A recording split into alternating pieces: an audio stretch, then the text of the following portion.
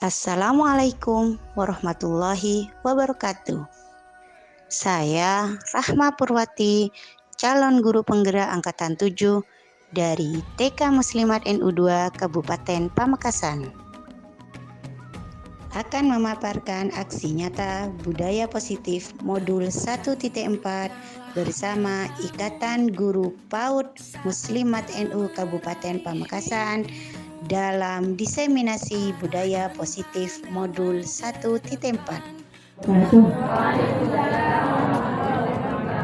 Bismillahirrahmanirrahim. Salatan wa salaman ala Rasulillah Sayyidina Muhammadin ibn Abdillah. La hawla wa la quwwata illa billah. Amma ba'du. Allahumma salli ala Muhammad. Allahumma salli ala Muhammad. Yang terhormat Ibu Martuah,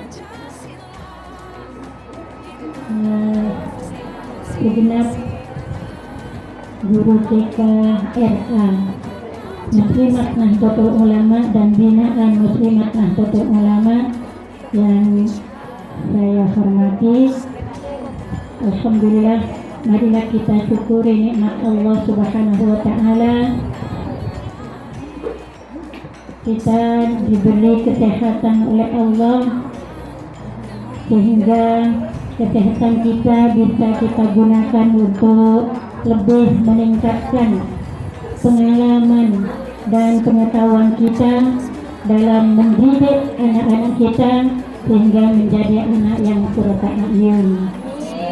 Mudah-mudahan dharma bakti daripada ibu-ibu sekalian akan dicatat sebagai amal jariah yang diterima oleh Allah Subhanahu wa taala. Amin Allahumma amin. Mengapa kita hari ini belum meninggal? Karena Allah masih kasihan kepada kita. Allah masih memberi rahmat dan hidayah kepada kita untuk lebih meningkatkan amal ibadah dan juga amal jariah. Apa yang diberikan oleh ibu-ibu sekalian insya Allah akan menjadi amal jariah, dengan catatan harus memberi pengetahuan yang baik, memberi contoh yang baik. Karena yang dihadapi oleh ibu-ibu sekalian adalah makhluk hidup dan juga anak yang masih bersih. Oleh karena itu, mari kita berusaha untuk berpacu dalam menuju pendidikan yang sempurna. Ini berpacu dalam melodi. Oleh karena itu, nanti ada pengarahan dari yang terhormat pendampingnya Ibu Mafifa, penyitaan dari Ibu Rahma sebagai calon guru penggerak. Oleh karena itu, betapa bahagianya saya selaku penasehat Muslimat Nahdlatul Ulama cabang Pamekasan jika semua TK-TK yang dibina oleh Muslimat NU itu semuanya ada guru yang menjadi harapan kita. Oleh karena itu, marilah kita menuju calon guru penggerak usaha kita, karena merupakan metode pendidikan itu bagaikan vaksin bagi masyarakat. Seorang sampean kan langsung vaksin, boleh saya rasa, boleh saya bermacam-macam. Nah, pemerintah ini menilai kurang efektif. Kurikulum itu bagaikan vaksin bagi pendidikan. Demikian sekedar sepatah kata dari saya selaku penasehat Muslimat Nahdlatul Ulama cabang Pamekasan. Saya akhiri. Wallahu muwaffiq ila aqwamit thoriq. Wassalamualaikum warahmatullahi wabarakatuh.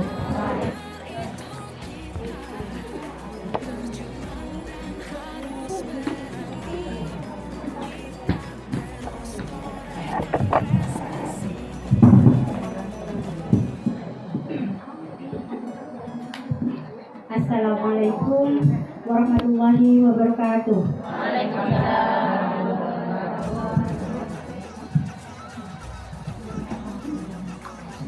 Bismillahirrahmanirrahim. Alhamdulillahi wassalatu wassalamu ala asyrofil anbiya'i wal mursalin wa man tabi'ahum bi ihsan ila yaumil qiyamah. Yang terhormat penasehat PC Muslimat NU Pamekasan sekaligus Ketua Penyelenggara TK Muslimat NU 1, 2, 3 dan 4 Kabupaten Pamekasan yang hadir diatur di media. Nah, yang terhormat pimpinan cabang Muslimat NU Kabupaten Pamekasan, yang terhormat bidang pendidikan Muslimat NU Kabupaten Pamekasan, yang terhormat Ketua IG PAUD Muslimat NU Pamekasan beserta jajarannya, dan tak lupa yang terhormat kepada pengajar praktek saya Ibu Makmah SPD, saya sangat berterima kasih karena berkenan hadir menyempatkan sekalipun beliau mempunyai kesibukan yang sangat full setiap harinya. Beliau tadi bilang kepada saya, Rumah Ruhai ini bukan miliknya siapa, tapi miliknya orang banyak. Tapi alhamdulillah beliau masih berkenan hadir di sini. Terima kasih yang sebesar-besarnya.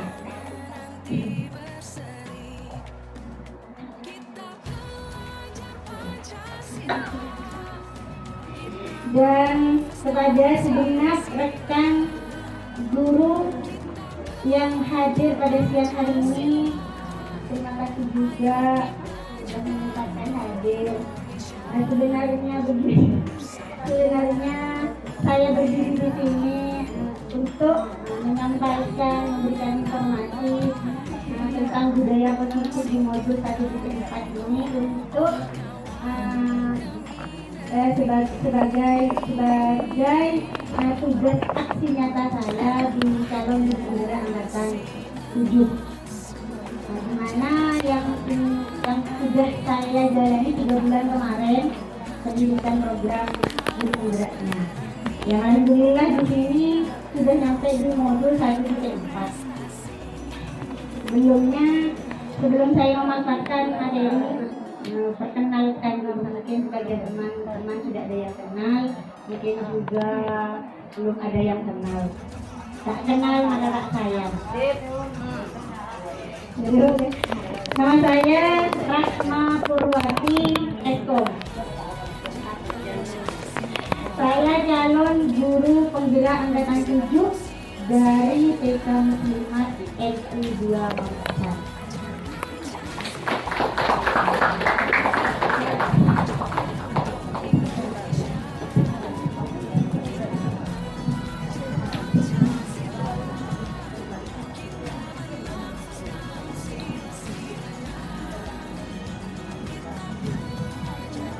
Pada materi kali ini yang akan saya sampaikan adalah budaya positif modul 1.4. Mungkin ada yang pernah mendengar apa sih budaya positif itu? Mungkin ada sebagian teman-teman yang pernah mendengar. Seperti apa modul budaya positif itu? Kebiasaan pembentukan karakter. Ada lagi?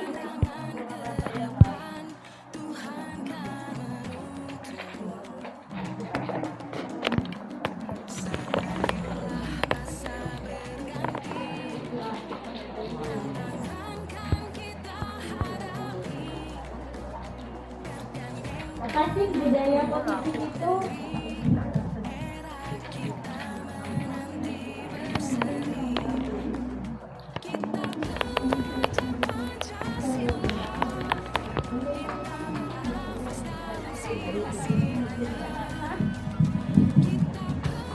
Budaya positif itu suatu pembiasaan. Tadi ada yang bilang pembiasaan. Suatu pembiasaan positif yang di dalamnya mengandung sejumlah jumlah kegiatan yang mampu menumbuhkan karaktermu.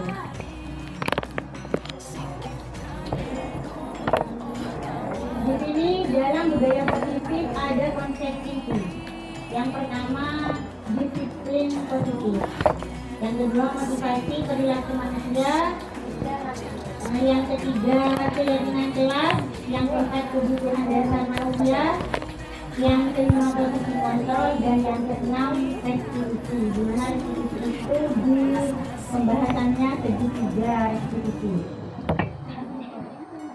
Sebelum kita masuk di materi pertama konsep budaya positif, yaitu yang pertama disiplin positif. Kita ambil dari kata disiplin. Apa sih makna disiplin itu? Mungkin kita sebagai guru sudah menerapkan ya disiplin, baik pada diri kita sendiri atau pada murid kita. Apa yang ada di pikiran kita tentang disiplin? Tepat waktu atau pada pikiran? Tepat waktu, istiqomah, disiplin, istiqomah. Semua jawabannya benar. Mungkin kita bisa menyebutkan juga kata disiplin itu tentang peraturan atau bahkan pada hukuman.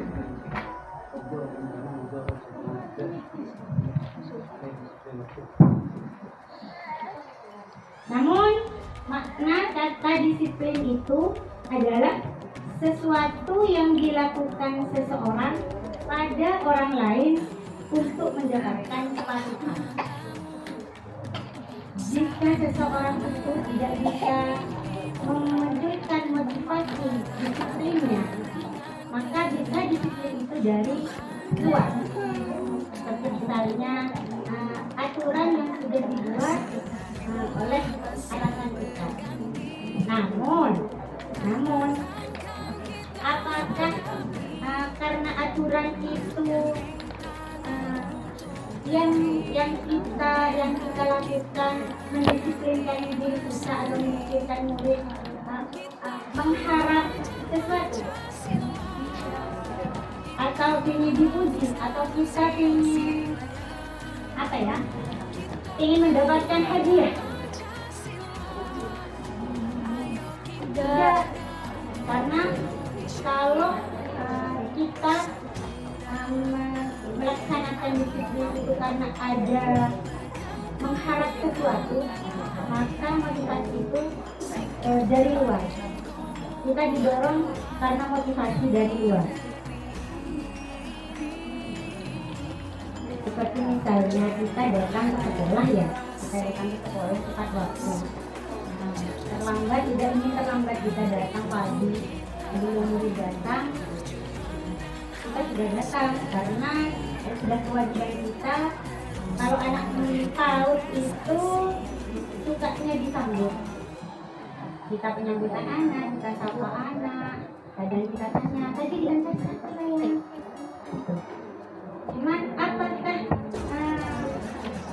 motivasi kita yang melakukan kita datang tidak terlambat itu karena kita ingin dipuji oleh kepala sekolah?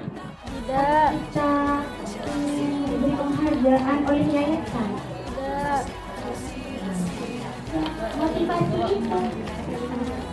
Motivasi kita mau datang karena kemauan kita, itulah motivasi itu. Motivasi dari dalam. Kenapa? Karena kita itu menghargai diri kita sendiri dan menghargai waktu. Jadi, karena kita menghargai diri sendiri, kita bertugas tidak ingin terlambat dan menjadi panutan juga bagi murid kita atau panutan bagi teman-teman yang lain yang sering datang terlambat. Oh, ibu ruah datangnya lebih pagi, patroli. Oh, anak itu, bunda, aku mau berangkat pagi karena bu guru sudah ada di sekolah. Kita itu jadi panutan, Jadi, apa disiplin positif? Disiplin positif merupakan penerapan disiplin yang mengajarkan anak bertanggung jawab dan menumbuhkan kesadaran diri berdasarkan nilai-nilai kebajikan. Bagaimana penerapannya? Disiplin positif itu mana ya?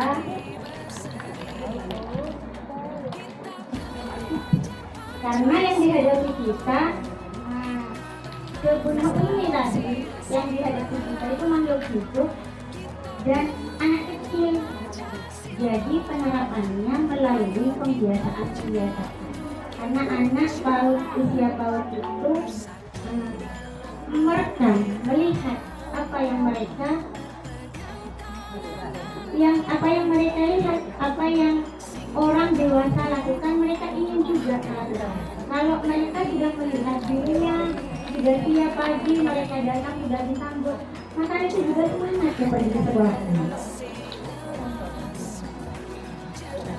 Namun tidak segampang kita melakukan budaya disiplin positif itu, tidak segampang membalikkan tangan ya, karena harus terus menerus dilakukan, harus menerus sebagai contoh, sebagai panutan. Jadi dalam hal ini, dalam disiplin positif ini kita harus berkolaborasi baik dengan pemangku kebijakan seperti yayasan, seperti kepala sekolah, juga kepada rekan-rekan guru juga, agar kedisiplinan tidak hanya yang terutama dengan wali murid. Biar disiplin yang ada pada diri anak itu tidak hanya dilakukan di sekolah, jadi berkelanjutan di rumah juga.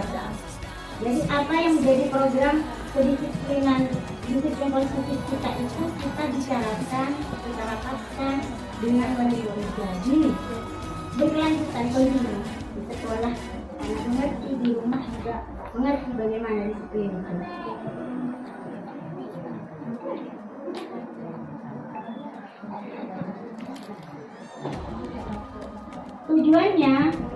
Tujuannya menanamkan motivasi pada murid untuk menjadi diri mereka sendiri dan menghargai diri sendiri dengan nilai-nilai yang mereka percayai. Maka dengan adanya disiplin positif, maka baik pendidik maupun murid akan melakukan semua hal karena motivasi intensif, sehingga budaya disiplin di sekolah akan berubah. Di sini di dalam tujuannya ada kata nilai-nilai yang mereka percayai. Mungkin teman-teman bertanya, apa sih nilai-nilai yang mereka percayai? Seperti apa sih? Dari tadi ada kata nilai-nilai yang mereka percayai. Di sini sudah ada saya dari program Guru ini, saya dapatkan ada nilai-nilai kebajikan dari 6 institusi atau organisasi. Yang pertama dari profil pelajar Pancasila. Mohon maaf, kecil tulisannya karena tidak bisa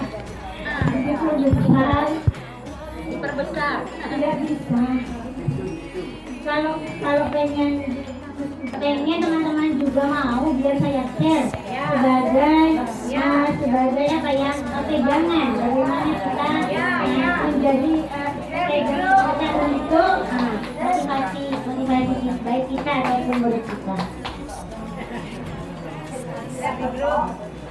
Selanjutnya motivasi konsep inti dari budaya positif yang kedua adalah motivasi perilaku manusia. Motivasi perilaku manusia. Mari kita tanya pada diri kita, bagaimana kita berperilaku? Mengapa kita melakukan sesuatu? Bagaimana kita berperilaku?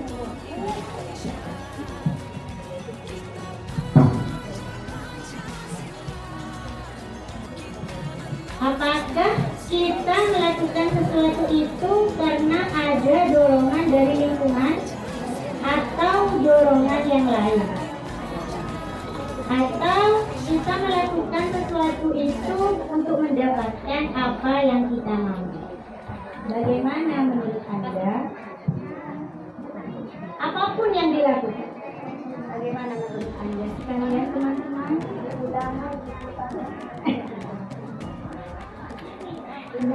seluruh ulang.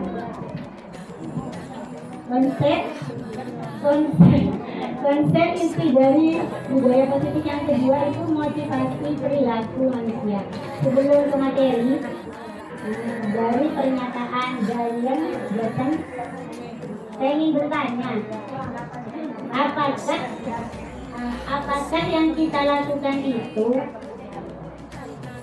karena kita dapat dorongan dari lingkungan atau dorongan yang lain, ataukah pernahkah kita melakukan sesuatu itu karena mau mendapatkan sesuatu? Kita kembali lagi pada pertanyaan yang tadi.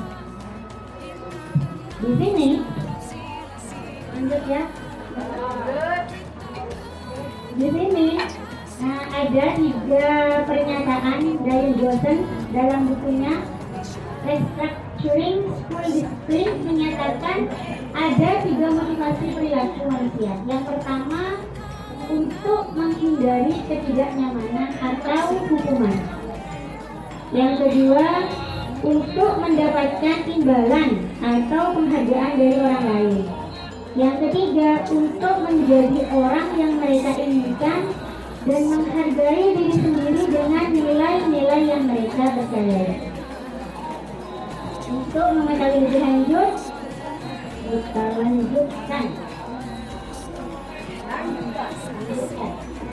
Yang pertama, untuk menghindari ketidaknyamanan.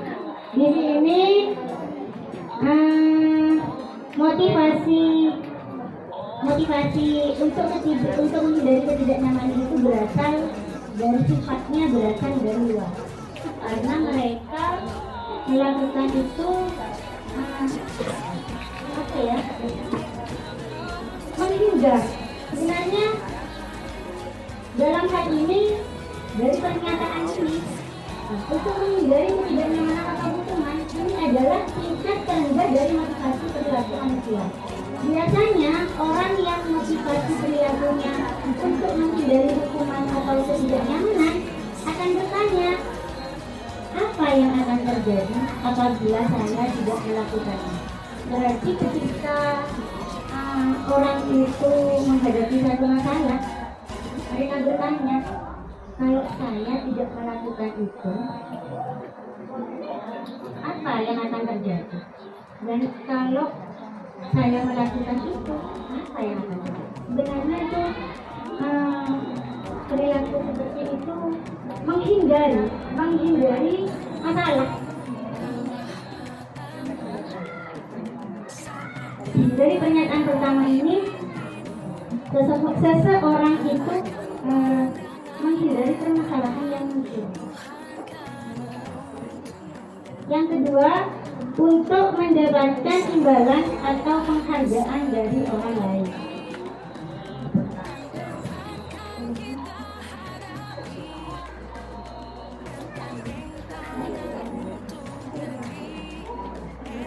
Di sini satu tingkat di atas motivasi yang pertama. Di sini orang berperilaku untuk mendapatkan imbalan atau penghargaan dari orang lain. Orang dengan motivasi ini akan bertanya, apa yang akan saya dapatkan apabila saya melakukannya?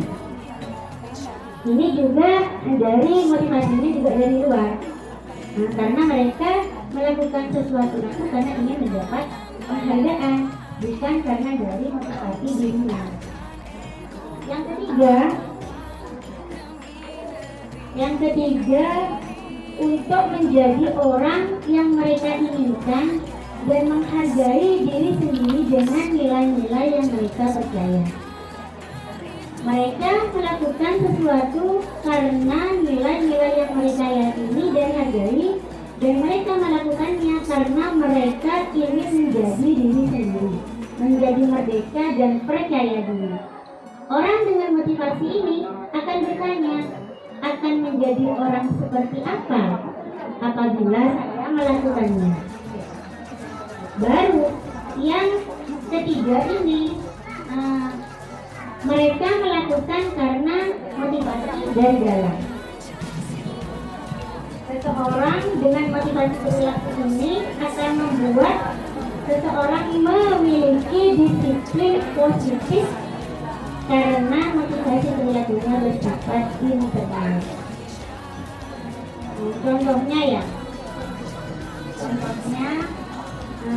dengan anak saya sendiri. Kemarin di sekolah itu jam masuknya jam 7. Bahan pembacaan doa setengah 8. Jadi dari jam 7 sampai jam setengah 8 itu mengaji dan membaca. Karena saya datang terlambat, kebetulan saat itu saya tidurnya subuh. Jadi habis sholat subuh saya tidur lagi sampai kesiangan. Jadi anak saya juga terlambat ke sekolah. Terus ketika nyampe di sekolah, ibu gurunya, ustazahnya itu bilang, baris, sudah waktunya baca doa. Terus anak saya tiba-tiba nangis. Nangisnya itu bukan nangis mencak-mencak, teriak-teriak kencang. Nangisnya nangis orang kecewa. Gimana orang kecewa? Kecewa sekali. Ya kecewa. Nangisnya tidak bersuara tapi air matanya mengalir. Bagaimana orang kecewa? Terus tidak mau, gimana tidak mau. Terus akhirnya karena kalau ada anak yang sedang sedih, sedang menangis itu kita harus peluk ya. Kita harus dekatkan dengan kita. Saya peluk, terus saya nanya, adik kenapa kok nangis? Terus dia bilang, bunda bola, datang terlambat. Adem kok tangis. Bilangnya begitu. Jadi saya berpikir, oh anak saya itu sudah punya motivasi diri. Karena dia tidak ingin datang terlambat ke sekolahnya dengan tanggung jawabnya kewajibannya membaca dan mengaji. Terus bilang, ditanya sama Ustaz di mana? Bunda Tebu, kalian ibu. Adik sudah selesai, tadi sudah selesai. Jadi nyampe di rumah, saya bilang lagi pertanyaan, tadi kenapa tadi kok nangis? Tetap jawabannya, kok datang terlambat, saya mengaji. Besok aku adik mau berangkatnya sama kakak aja, karena dia melihat kakaknya kalau sudah jam 6:30 berangkat, karena sudah SMA mungkin sudah punya aturan ya di sekolahnya, tidak datang terlambat. Pokoknya adik mau berangkat ke kakak, melihat telat boleh, kok ngaji, kok masak, dia suka. Dia bilang begitu. Dia ditanya malu sendiri. Saya malu jadi sekarang tiap hari anak saya berangkat sama kakaknya, tidak mau terlambat. Jadi motivasi yang ada pada anak saya mungkin sudah dari dalam dirinya sendiri, bukan karena aturan dari sekolah atau biarpun diri ini aku sudah tidak mau. Sudah, aku mau berangkat sama kakak, tak tidak mau. Nah itu menjadi orang yang mereka inginkan dan menghargai diri sendiri dengan nilai-nilai yang mereka percaya. Mungkin kalau anak saya belum tahu ya nilai-nilai yang dia percaya itu apa. Tapi saya sudah bisa, anak saya bertanggung jawab dia. Tanggung jawab dan disiplin. Saya bilang gitu. Jadi malu saya, karena sering datang terlambat. Makul mau kenapa? Instruksi. Nanti ada pertanyaan saya jawab atau langsung ketika tidak mungkin tunggu dulu sampai saya selesaikan materinya. Terus konsep inti dari budaya positif yang ketiga itu keyakinan kelas. Nah di sini ada pernyataan, mengapa keyakinan kelas? Mengapa tidak peraturan kelas? Mungkin dulu ketika kita sekolah kurikulumnya masih belum mengenal kurikulum merdeka ya. itu disebut peraturan kelas. Peraturan kelas yang tertulis. Ditulis biasanya kalau peraturan kelas itu ditulis di pajang di depan kelas ya. Sekarang sudah berubah menjadi keyakinan kelas. Keyakinan kelas itu, nah sebelum masuk ke keyakinan kelas, saya punya 2 gambar. Di situ ada orang memakai helm dan gambar orang memakai masker. Boleh saya bertanya ya? Dari gambar kedua, dari gambar pertama yang peraturan memakai helm dan peraturan memakai masker itu sebenarnya apa ya yang terdapat dalam gambar itu? Nilai apa? Nilai apa? Mau menjawab?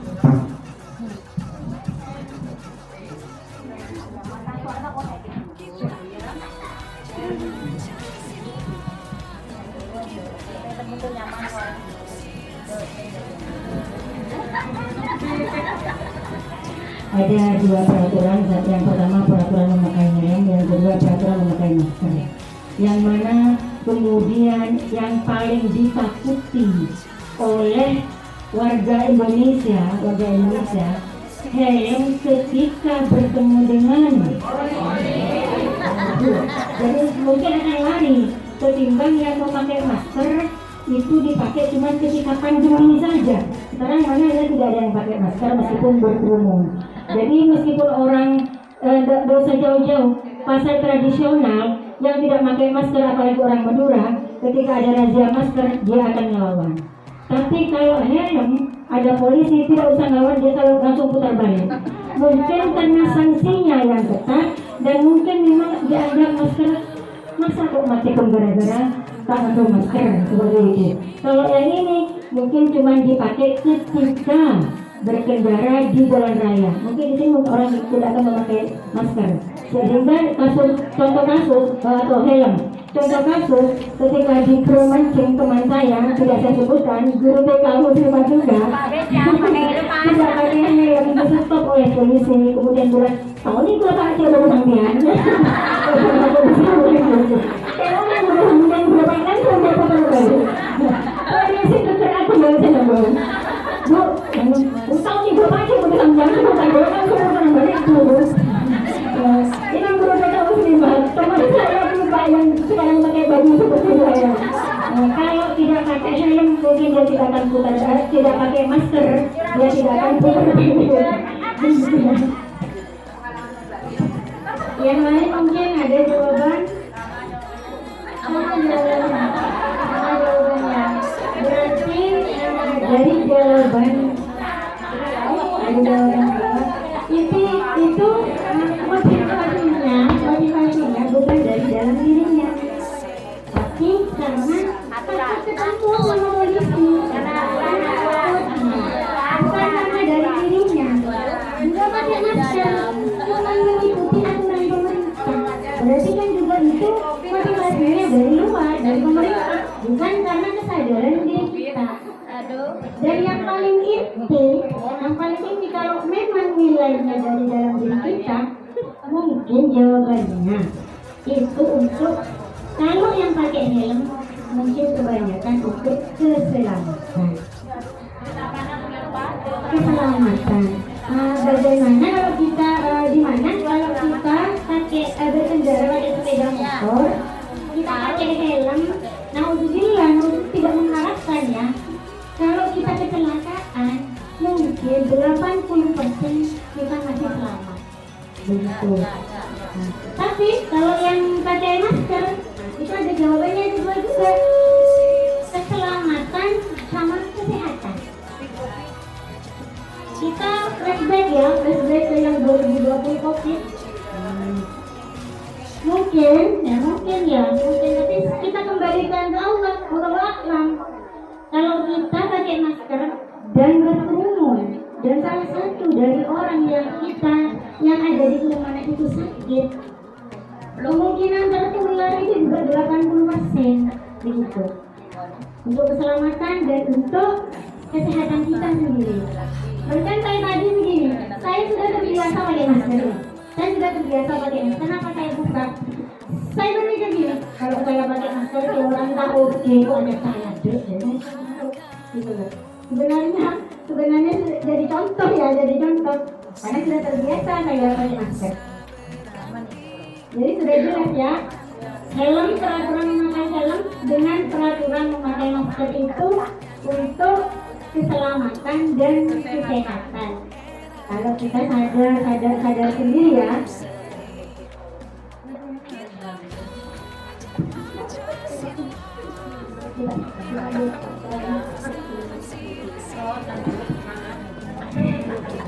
Maka dari itu keyakinan kelas itu adalah nilai-nilai kebajikan universal yang disepakati secara tersirat dan tersirat lepas dari latar belakang suku, negara, bahasa maupun agama untuk mencapai tujuan mulia.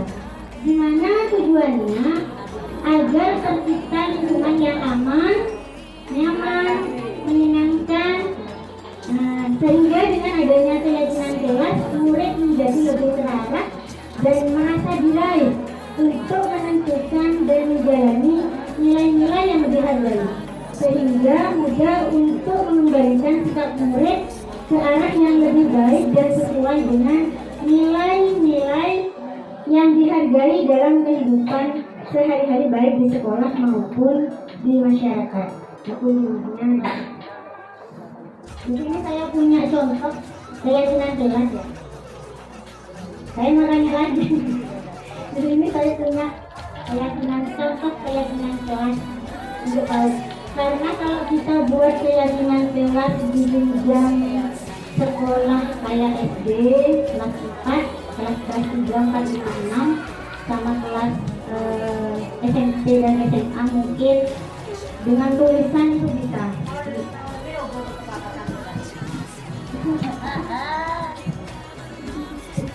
Dari tadi berarti Anda tidak. Keyakinan kelas itu meyakini. Dan tadi kan gambar ini sudah dikasih ilustrasi ya, peraturan memakai helm dan peraturan memakai masker. Kenapa mereka memakai masker? Karena mereka meyakini kalau saya pakai helm, kalau saya pakai masker, saya selamat, insya Allah selamat, sehat.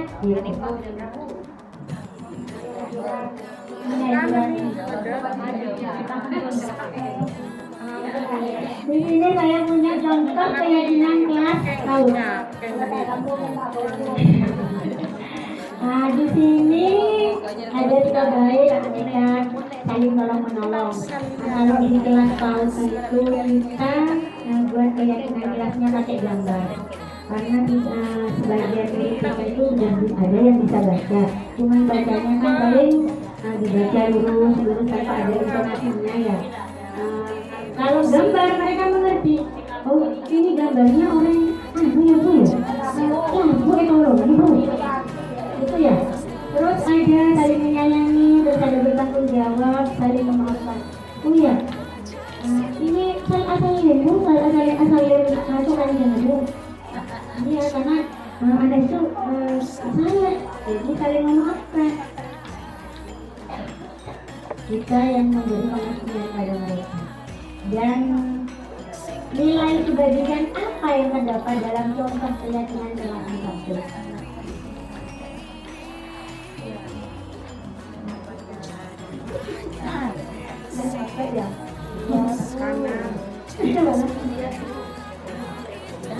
Mungkin ada yang bisa menjawab nilai kebajikan apa yang terdapat dalam contoh keyakinan kelas difabel. Sikap ya, sikap baik. Sudah ada sikap baik. Nah, sikap baik, sikapnya anak bagaimana? Kebaikan. Yang kedua, janji pulang sekolah. Di sini saya juga punya contoh keyakinan kelas kalau janji pulang sekolah. judul yang harus kita ketahui di sini. Nah, ditempel menilai kebajikan apa yang terdapat dalam contoh keyakinan kelas di samping. Di situ kita buat kesepakatan dengan murid. Keyakinan kelas dan keyakinan kelas itu ketika sudah pulang dari sekolah, janji pulang sekolah. Yang pertama itu gambar rumah sampai di rumah. Berarti kalau sudah pulang dari sekolah harus sampai di rumah. Terus yang kedua buka sepatu. Yang ketiga cuci kaki. Yang keempat cuci tangan. Yang kelima ganti baju. Yang keenam makan siang. Dan ketujuh tidur siang. Nilai kebajikan apa ya yang terdapat dalam contoh keyakinan kelas di samping? Disiplin. Anak disiplin, bertanggung jawab, disiplin, amanat. Amanatnya itu awas ya kalau sudah pulang dari sekolah langsung ke rumah. Mereka punya tanggung jawab amanat, saya dipercaya. Itu rumahnya jadi manusia.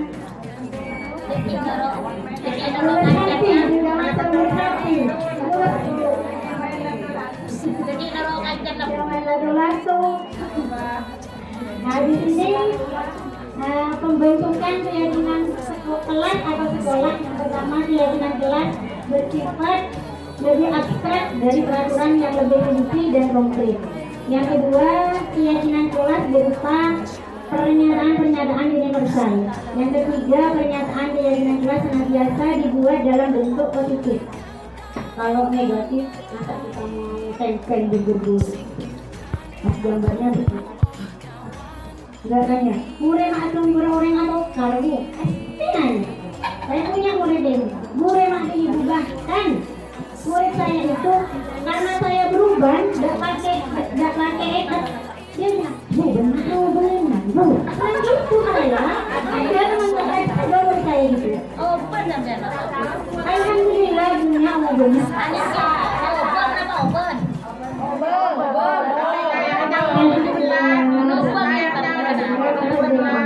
Amin.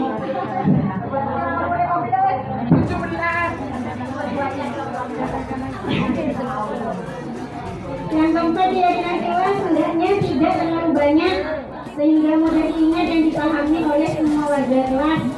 Karena kelas PAUD dong, jadi jangan terlalu banyak. Kemarin saya coba buat tidak gampang buat keyakinan kelas anak kita itu banyak sekali. Jadi saya masih mikir lagi setelah guna hidup keyakinan kelas. Saya bilang gitu karena anak PAUD. Yang kelima keyakinan kelas sebaiknya sesuatu yang dapat diterapkan di lingkungan tersebut. Yang keenam semua warga kelas hendaknya ikut berkontribusi dalam pembuatan keyakinan kelas lewat surat pendapat. Jadi dalam surat pendapat itu kita libatkan semuanya, semua murid, baik yang murid pendiam, yang murid nakal, karena tidak ada ya yang murid nakal ya. Kepala sekolah setelah bentuk kita ke kepala sekolah terus ke teman-teman guru. Yang ketujuh bersedia meninjau kembali keyakinan kelas dari waktu ke waktu. Kita itu mereview. Jangan-jangan keyakinan kelas itu ada yang kita langgar. Jadi kalau sudah warga sekolah itu tahu apa saja keyakinan kelas, jadi kita saling mengingatkan. Gitu. Yang keempat masih kurang 3 konsep lagi ya, ini sudah nyampe di Tuhan datang. Konsep inti budaya positif yang keempat adalah kebutuhan dasar manusia. Ada 6. Apa sih kebutuhan dasar manusia itu? Di sini ada 5 kebutuhan dasar manusia. Karena kebutuhan dasar manusia itu adalah motif dari tindakan manusia, baik murid maupun guru. Kalau dari kelima kebutuhan dasar ini tidak terpenuhi, maka seseorang itu akan melakukan tindakan di luar keyakinan yang mereka percaya akan melanggar. Yang pertama, bertahan hidup. Ini kebutuhan survival. Kesehatan, ada rumah, ada makanan, ada psikologis. Terus yang kedua itu kasih sayang dan rasa diterima. Itu ada kebutuhan akan hubungan dan koneksi sosial. Biasanya ini kelompok ya, dalam kelas itu karena suka berkelompok gitu. Yang ketiga itu penguasaan. Mereka ingin dianggap berharga, diakui dan dihormati. Terus kebutuhan dasar yang keempat itu kebebasan. Kebebasan di sini ada kemandirian, mereka mandiri. Terus mencoba hal baru. Mereka ingin bebas. Yang kebutuhan dasar manusia yang kelima adalah kesenangan. Kesenangan di sini ada kesenangan bermain, ada kesenangan yang mereka senang, ada bermain dan ada bergaul. Saya ambil satu contoh lagi ya.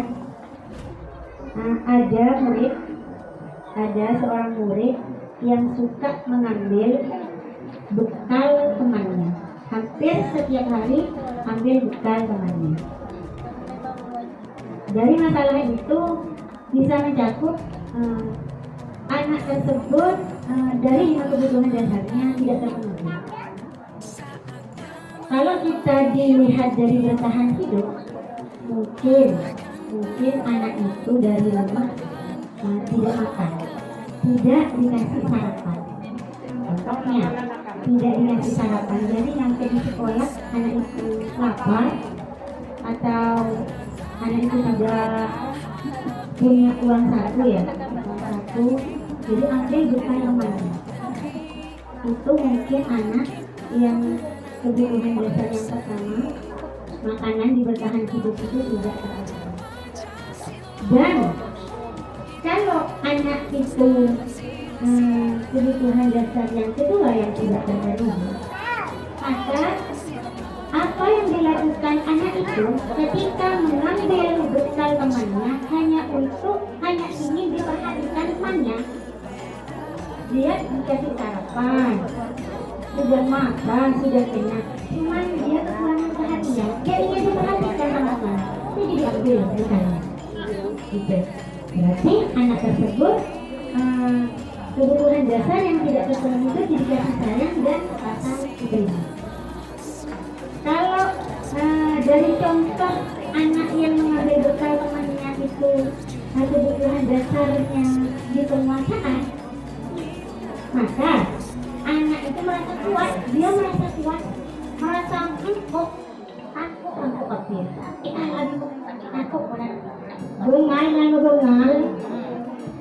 Kan ada kan murid seperti itu ya? Diambil, takut. Berarti anak itu kebutuhan dasar di penguasaan yang tidak terpenuhi. Kalau di kebutuhan dasar di kebebasan yang tidak terpenuhi, di sini dia hanya ingin mencoba bekal temannya. Kenapa dia mengambil bekal temannya? Sedangkan dia bawa sendiri, tapi bekal yang dibawakan oleh orang tuanya itu sama, bukan itu saja. Ayam goreng, terus kan anak, sedangkan mereka melihat temannya macam-macam ya, abang. Jadi mereka ingin mencoba dari bekal temannya. Jadi dia ambil menu. Jadi tidak bebas.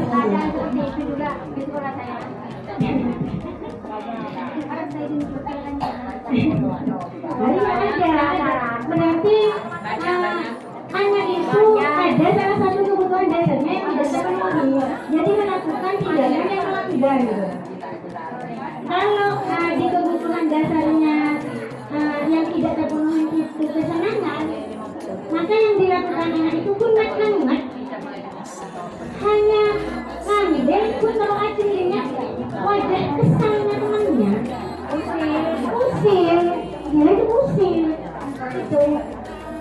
diambil punya temannya. Sebenarnya juga punya dia.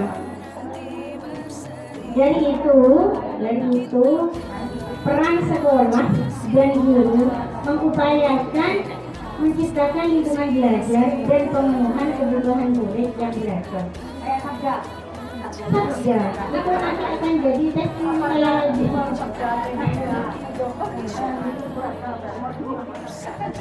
belajarnya.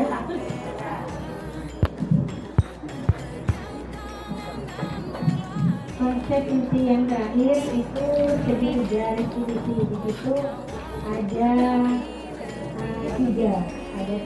Yang pertama menstabilkan identitas, yang kedua validasi tindakan yang salah, dan yang ketiga menanyakan keyakinan. Nah, di sini tujuannya menstabilkan identitas untuk mengubah identitas anak dari orang yang gagal menjadi orang yang sukses. Anak yang melanggar peraturan karena sedang mencari perhatian adalah anak yang sedang mengalami kegagalan.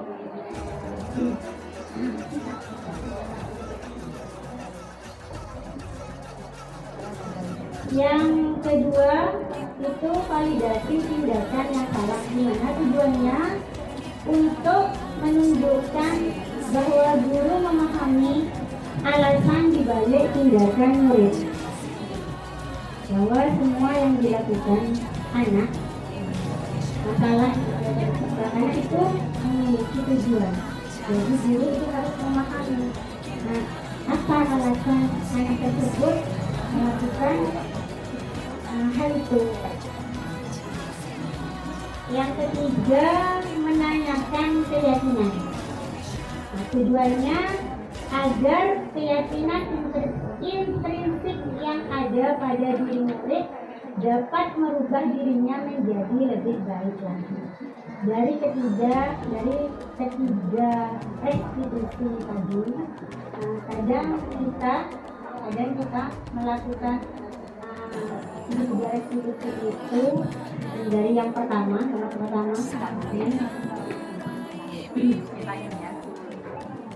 menstabilkan identitas diri, kita menanyakan kenapa ada melakukan hal tersebut. Terus yang kedua validasi tindakan yang salah itu kalau permasalahannya lebih ruwet itu mungkin tidak bisa langsung kita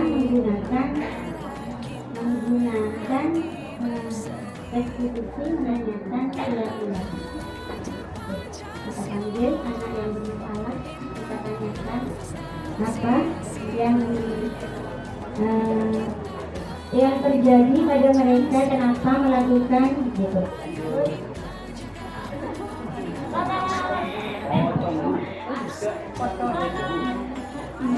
Dengan adanya segitiga restitusi mengenai strategi dalam menyelesaikan permasalahan yang muncul, baik dari murid maupun masalah yang muncul antara mereka. Sebelum demikian yang bisa saya paparkan, kurang berkesinnya saya mohon maaf yang besar. Sebelum saya tutup, saya punya pantun ya. Malu bertanya bisa di jalan, karena kita sedang di jalan, maka saya tidak bisa sering pertanyaan. Tapi kalau memang ada yang tidak mengerti, bisa saya buka dua penanya. Satu saja. Satu aja. Langsung ya? Ya, tadi dikatakan bahwa ada disiplin positif. Misalnya yang saya paham itu budaya positif ataupun budaya yang negatif. Kalau ada disiplin yang positif, artinya ada disiplin yang negatif. Kalau contohkan disiplin yang negatif itu tidak. Berarti ya? Kalau tidak harus ada disiplin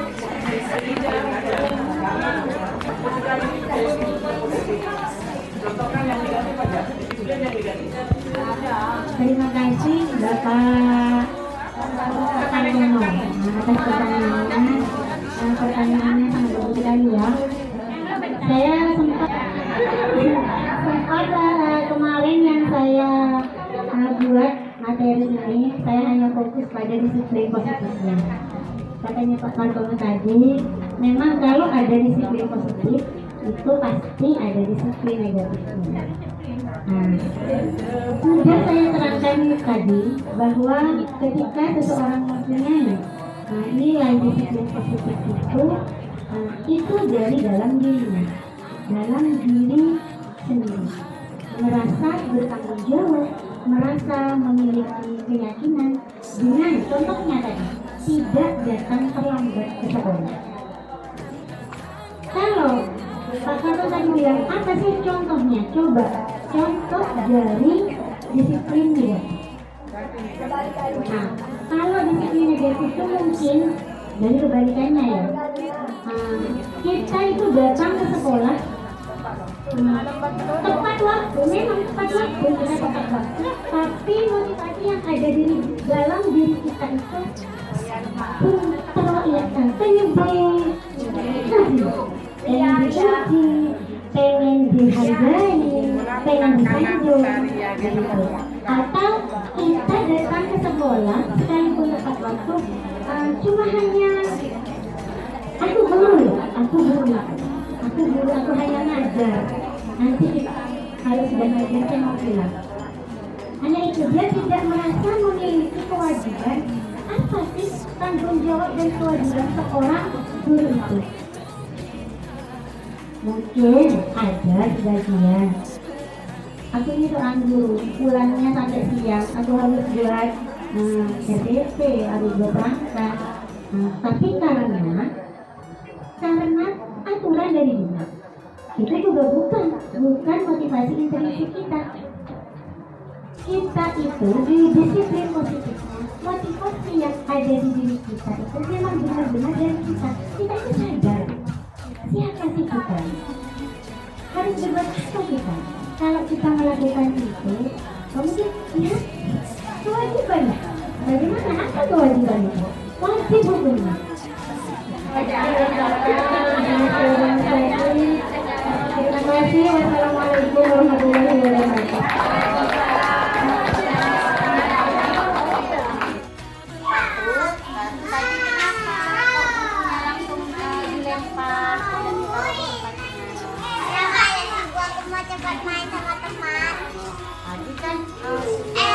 Ratu tahu kan kalau aturannya kalau habis ambil buku, ambil mainan harus dikembalikan kemana? Tempatnya. Iya. Jadi lain kali kalau sudah baca, sudah buat kegiatan, semuanya harus dirapikan dan dimasukkan ke dalam ke tempatnya. Dah, setuju? Bisa? Terus dulu. Terima kasih Anda, tadi kita sudah bantu Ibu Guru bereskan buku-buku ya. Terima kasih Anda. Assalamualaikum warahmatullahi wabarakatuh. Saya Duriatul Mulat, Kepala TK Muslimat NU 1 Kabupaten Pamekasan, sekaligus peserta diseminasi calon guru penggerak sahabat saya yaitu Ibu Rahma Purwati. Subhanallah, mantap sekali sosialisasi tentang budaya positif yang disampaikan oleh Ibu Rahma, sehingga kita tahu bagaimana kita membiasakan budaya positif untuk anak-anak kita, guru-guru bisa mengerti dan paham bagaimana kita cara mengajar, membiasakan dengan budaya positif kepada generasi bangsa, khususnya anak-anak PAUD, anak usia dini, yang dimana mereka adalah masa-masa emas, masa-masa masih merekam semua contoh-contoh yang baik, budaya positif yang baik dari guru masing-masing. Selamat Ibu Rahma Purwati, sukses selalu guru Indonesia, sukses calon guru penggerak. Selamat dan sukses. Wassalamualaikum warahmatullahi wabarakatuh.